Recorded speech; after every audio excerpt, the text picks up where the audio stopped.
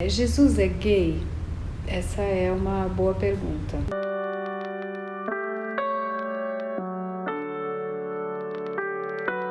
É a pergunta errada, mas ela é uma pergunta muito boa, porque ela revela numa formulação tão simples, né?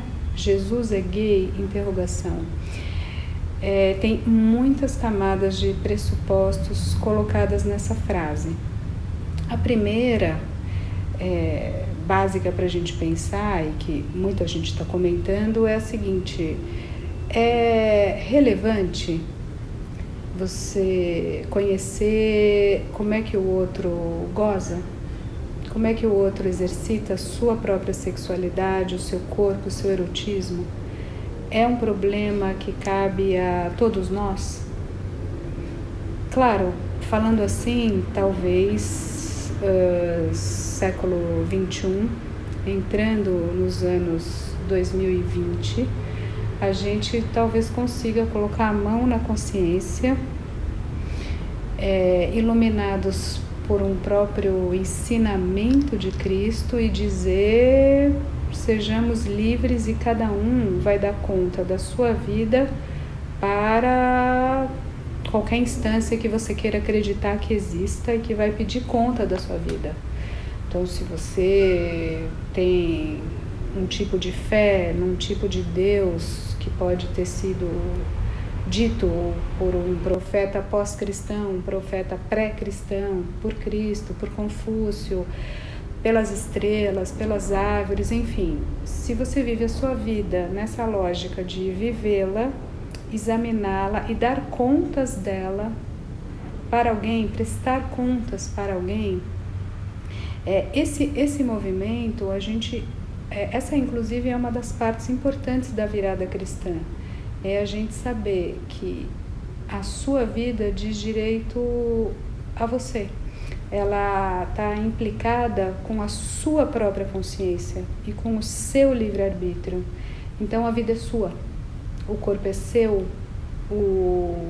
as formas de gozo, a sexualidade realmente é sua. Então você banca, você sustenta, você arca. Claro, a gente também pode se perguntar, respeitando o outro e a forma do outro fazer suas escolhas, a gente pode perguntar: peraí, ele é casado, solteiro, tem qual signo, acredita em signo, é gay, bi, trans, hétero? Tudo bem, é um interesse pelo outro, assim, você veio da onde? Dessa estrada, da outra? Você é do hemisfério sul, do hemisfério norte do planeta? Por enquanto isso ainda é relevante. Você é mais oriente, ocidente? Ok, é uma pergunta de interesse pelo outro. Enquanto pergunta de quem é o outro que te interessa, é uma pergunta legítima. Fora isso, é algo que talvez não faça sentido, porque é do direito de cada um, é de foro íntimo, e é algo que você não precisa anunciar, não precisa, você pode anunciar como um movimento político. Sou gay e tenho esse direito, posso casar, constituir família, partilhar, transmitir herança, partilhar bens, enfim, que é um direito civil adquirido, né? Então essa é a primeira parte da conversa. Agora, uma segunda parte muito interessante é a seguinte: não é dessa forma que as pessoas estão muito entusiasmadas por essa polêmica. As pessoas estão se sentindo ofendidas por terem retratado um ídolo seu de uma maneira que elas diriam que é pejorativa, como se a forma de sexualidade mais para cá, mais para lá, no espectro, fosse um sinal valorativo e que tivesse mais ou menos valor a forma com que cada um usufrui do seu corpo. Tem um equívoco na própria premissa. Aí a pergunta passa a ser a seguinte: por que é tão relevante para você que outros retratem os seus ídolos desta maneira ou daquela? Qual é a verdadeira questão? Qual é o problema se Jesus faz sexo, não faz sexo com um, com dois, com três, com quatro, enfim, Jesus é muito mais simbólico, né? Nem sei em termos concretos qual é a vida, mas vamos trazer para o século XXI. Tem pouquíssimos documentos históricos que possam dizer da figura real de Jesus de Nazaré, um homem específico, como viveu, o quanto é toda uma mitologia que se construiu aí, uma carga simbólica amplíssima, né? Divide o calendário, é inegável. Enfim, é um tema interessantíssimo como objeto cultural para se refletir. Agora, esse objeto, ele está dissociado do que se fez dele. Então, será que era ou não? Na prática, sim. Vamos supor, existiu essa figura, Jesus de Nazaré. 2, tinha uma prática sexual livre. Então, tinha intercursos sexuais, não era virgem. 3, tinha essa sexualidade com homens, ou com mulheres, ou com uma mulher, ou com uma prostituta, que seja, ou com uma mulher muito santa e casou mesmo, e naquela época, enfim, se você vive 30 e poucos anos, você está perto da morte, provavelmente você já casou e já teve filhos, né? Mas, enfim, tudo bem, a forma com que essa pessoa específica vivencia sua sexualidade. Então, se hoje as pessoas ficam tão ofendidas, pessoalmente ofendidas, com uma alusão à sexualidade do outro, claro que a gente pode se autorizar a se perguntar por que essa pergunta é tão relevante para você? Ser gay é uma questão para você? Jesus é gay talvez seja um enunciado que, sob ele, de forma latente nele, brote uma outra inquietação, que é uma inquietação que eu poderia traduzir de maneira simples assim: eu sou gay? Talvez seja essa a grande pergunta que não quer calar e que fica recalcada, fica oculta no meio de toda essa discussão, né? Porque assim, que o outro seja pan, trans, gay, hétero, tanto faz. Se eu sou o que eu sou, ok. Se você está realmente tranquilo com aquilo que você é, o outro pode ser o que ele quiser também. Não é verdade? Normalmente a gente se inquieta muito com a maneira do outro fazer, porque a gente não está profundamente seguro e tranquilo com a nossa própria forma de fazer, com a nossa própria forma de exercer os nossos talentos, os nossos sintomas, os nossos desejos, o nosso corpo. Então essa é a real questão que não quer calar e que fica brotando de uma forma acusativa. Então eu viraria esse espelho, pegaria esse espelho que a gente está apontando no outro e eu colocaria, né, para mim mesmo. Então, quem sou eu e como é que eu vivo? E se eu tenho uma questão sobre isso, e que interessante ter uma questão sobre isso, talvez seja o momento de se interrogar. Essa é a graça da vida, né? Se conhecer, se experimentar, viver, ousar.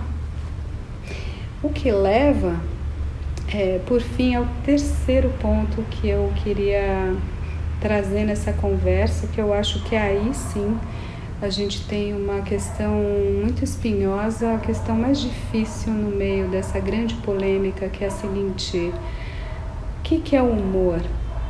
O que é a arte de você poder rir e fazer rir, né? Existiriam limites? Em princípio, pegando o gancho do que a gente acabou de dizer, né, sobre você poder estar firme e tranquilo com aquilo que você é e você gosta, em princípio, cada um é livre para falar o que quiser, para pensar como quiser, para criticar e para tirar um sarro. Então, por exemplo, Como se sabe, eu trabalho com psicanálise, com essas ideias de inconsciente, recalque, pulsão, impulsos fundamentais e tudo isso que a gente vai falando aqui no canal, inclusive. E que se você se interessa, ótimo. E se faz sentido para você, ótimo. Siga e venha. Agora, se você acha isso absurdo, muitas vezes você escreve isso. Acho absurdo, acho que não faz sentido. Acho que você está falando ofensivo, enfim, ok. É interessante ouvir, agradeço até. Agora, se você quiser rasgar as obras completas do Freud, se você quiser picotar e fazer uma grande escultura de um elefante e colocar na sala do museu, eu talvez ache interessante.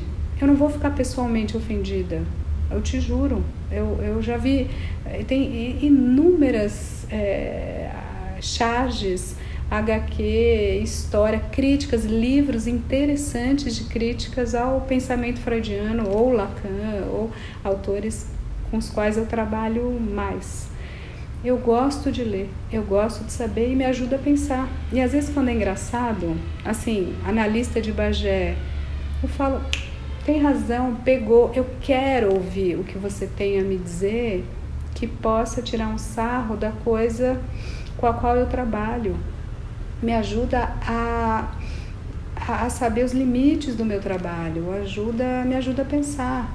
E ok, eu não sou menos psicanalista por causa disso, eu não me assusta, não me apavora, não me dá pânico, eu não preciso te matar, não preciso queimar o teu livro, né? Eu acho que eu quero justamente o diálogo, e se for com algum atrito, que bom, pode ser interessante, né?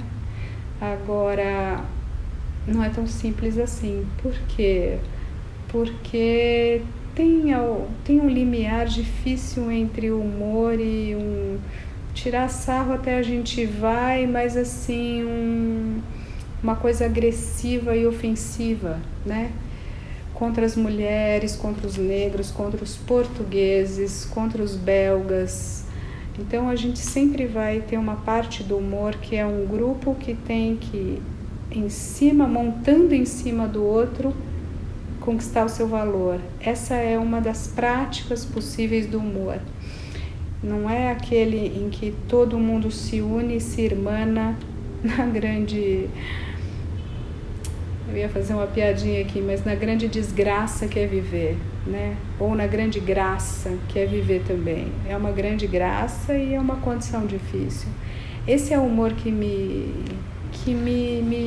dá mais paz, que eu gosto mais, eu pessoalmente prefiro, onde a gente, todo mundo juntos, a gente se irmane e possa rir da nossa pequena e enigmática condição humana. A gente pode até depois abrir uns outros vídeos e outros espaços para conversa. Muito da estrutura do humor é eu me colocar num grupo acima de outro grupo, os clássicos, né? Brasil, Portugal, Brasil, Argentina, França, Bélgica, enfim, um estado americano contra outro e fazer, né, uma piadinha do outro, porque você vai batendo no outro, desfaliciza o outro para você se falicizar, para você se valorar. Ok, é uma estratégia de sobrevivência, ela revela talvez bastante da sua necessidade de ficar por cima, talvez imaginariamente você esteja muito por baixo, enfim. Então o humor é delicado, censura, não sei. Como lidar com essa necessidade de estar sobre alguém para poder existir? Ter que afirmar o seu valor, o seu lugar, tendo que bater no outro ou tirar o território do outro. Isso é uma pergunta política, social, psíquica, enfim, filosófica, muito mais complexa do que o nosso pequeno enquadre, mas é disso que a gente está falando também, né? É disso que a gente está tentando tocar, né? Colocar o dedo em alguma coisa por aí. Acho que dá para dá para achar pontos de atrito e dá para achar pontos de esse irmanamento, né? Vamos ficar com essa ideia, já que é Natal e já que essa é uma série especial de Natal. Isso aí.